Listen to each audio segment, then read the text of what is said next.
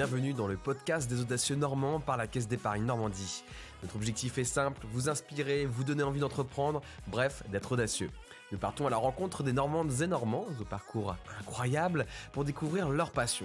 Théo le Vigoureux, alias Fakir, est un compositeur de 30 ans qui en 10 ans cumule des dizaines de millions d'écoutes. Ensemble, on va parler de se donner pleinement dans un projet de vie. Allez, go!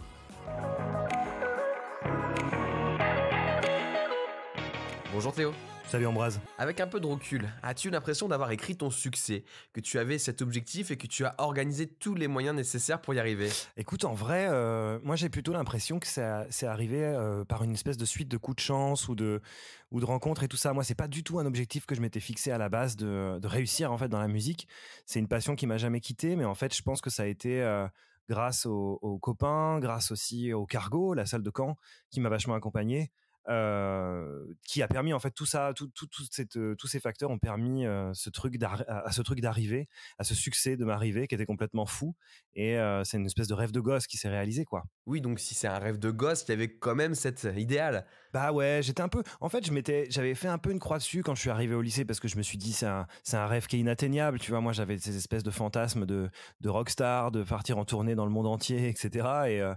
Et en fait, j'ai très vite compris que bah voilà, c'était quelque chose qui relevait du rêve. Et puis, comme le disait si bien d'ailleurs un compère, Orelsan, dans son documentaire récemment, il a aussi réussi lui à mettre Caen sur la carte de la France. Et je pense que ça nous a vachement tous aidés après. Tous les artistes qui sont arrivés de la génération d'après comme moi. Est-ce qu'être accompagné est indispensable pour percer? Tu as parlé notamment du Cargo. Je pense que c'est être accompagné, c'est une dimension qui est quand même hyper importante maintenant parce que en fait il y a énormément de choses qu'on peut pas en fait savoir quand on se lance dans un projet musical comme ça.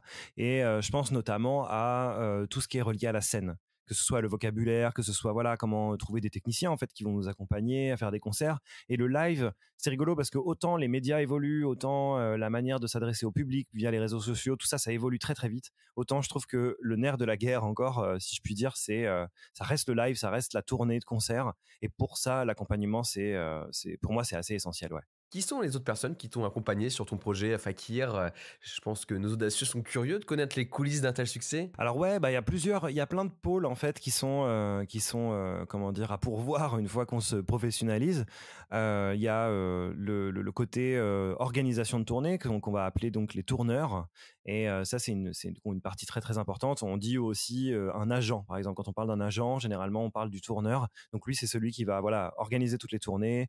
Il y a l'éditeur qui va s'occuper des droits d'auteur. Il y a le label, la maison de disques, qui eux s'occupent de la production du CD ou de l'accompagnement dans la création des albums.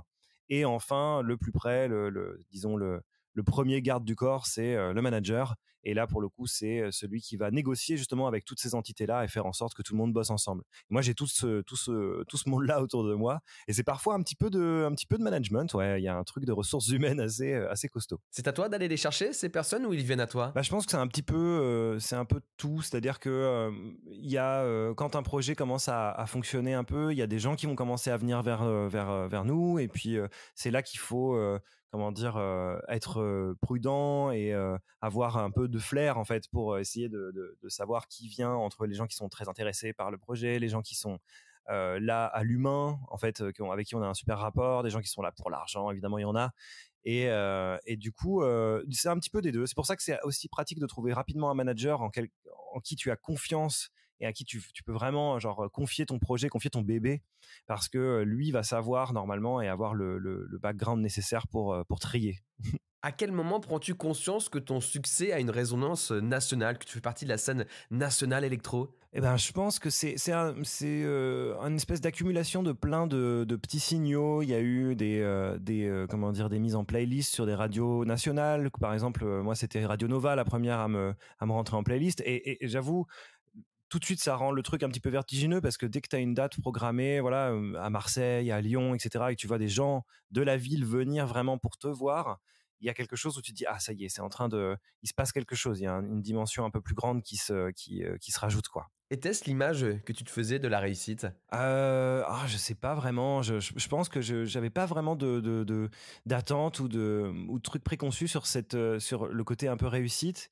Je suis tombé dans les pièges dans lesquels tout le monde tombe évidemment, au début, c'est-à-dire perdre un peu les pédales entre l'ego, la confiance, il y a plein de petits pièges en fait qu'on connaît parce que ça fait partie de notre éducation, de nos principes de vie et cetera et qui finalement, une fois qu'on se retrouve confronté aux trucs, aux obstacles, c'est facile de se cogner dedans, quoi. Typiquement, par exemple, un exemple très parlant, c'est, voilà, on sait tous que les labels qui vont te donner plein d'argent pour produire ta musique, c'est souvent pas très bon signe parce que bah voilà, faut pas aller vers l'argent. C'est dès l'enfance dans les dessins animés de Disney, on en parle.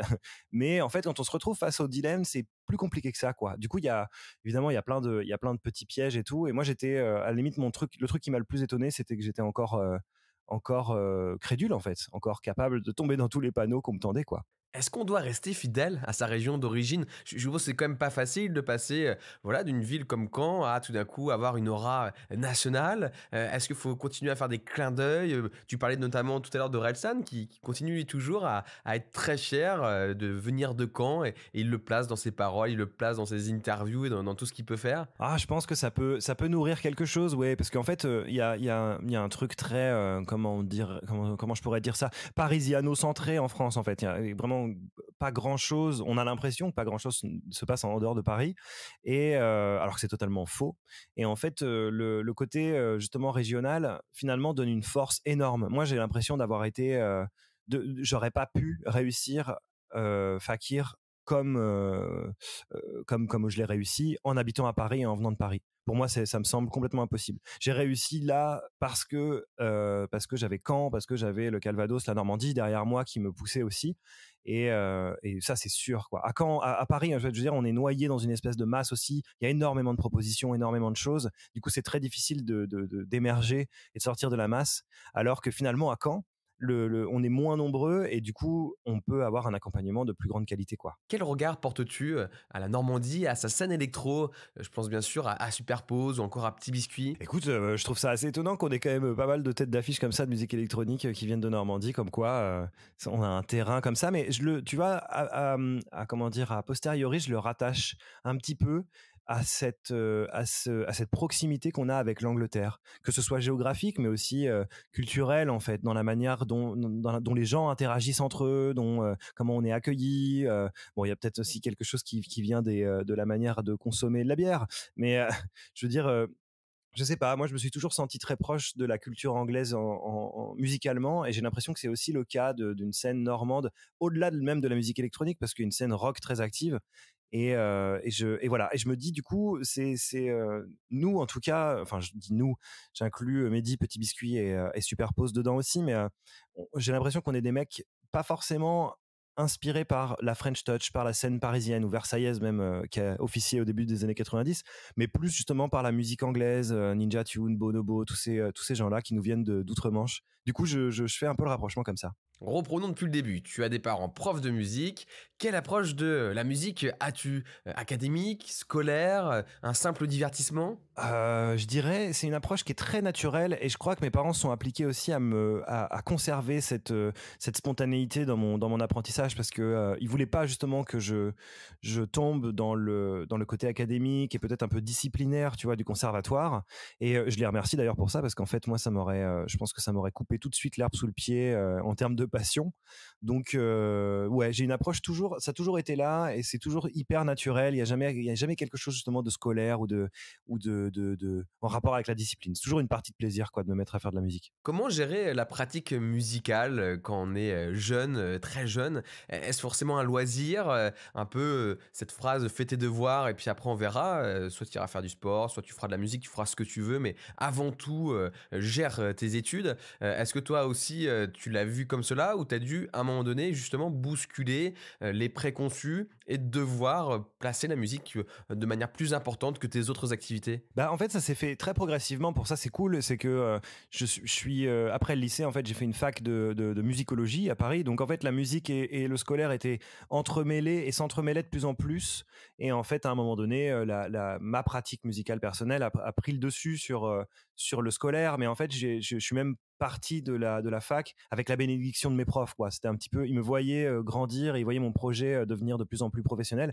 Et en fait, quand je suis parti, c'est vraiment, ça n'a pas du tout été une déchirure. Ça a été vraiment un truc très très naturel, au point où, tu vois, je suis encore invité à la fac du coup à laquelle j'ai été pour faire des conférences ou pour témoigner de ma participation, etc. Enfin, ça s'est fait très naturellement, quoi. Comment as-tu réussi à créer une œuvre, c'est-à-dire à faire des compositions qui avaient un lien, un message à faire passer, un tout cohérent? Oh là là, c'est une question super vaste. Je pense que je l'ai pas totalement réfléchi, je l'ai pas totalement mentalisé. Et c'est d'ailleurs encore un petit peu mystérieux pour moi. C'est-à-dire que c'est quelque chose qui vient, je pense, d'au-delà du mental.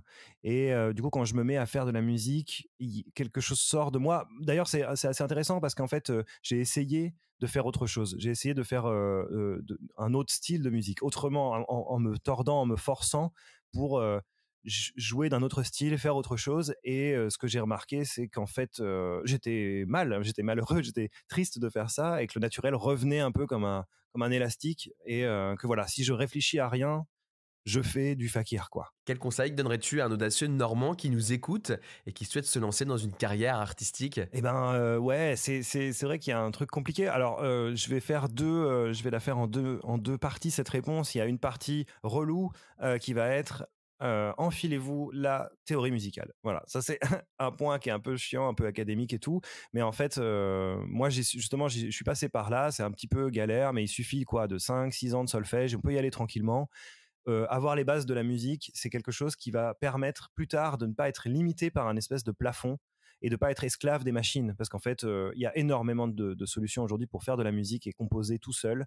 Mais on se retrouve à un moment donné face à cette espèce de plafond de créativité, en fait, qui va être percé si jamais on est passé par la case musique. Donc, faites du solfège.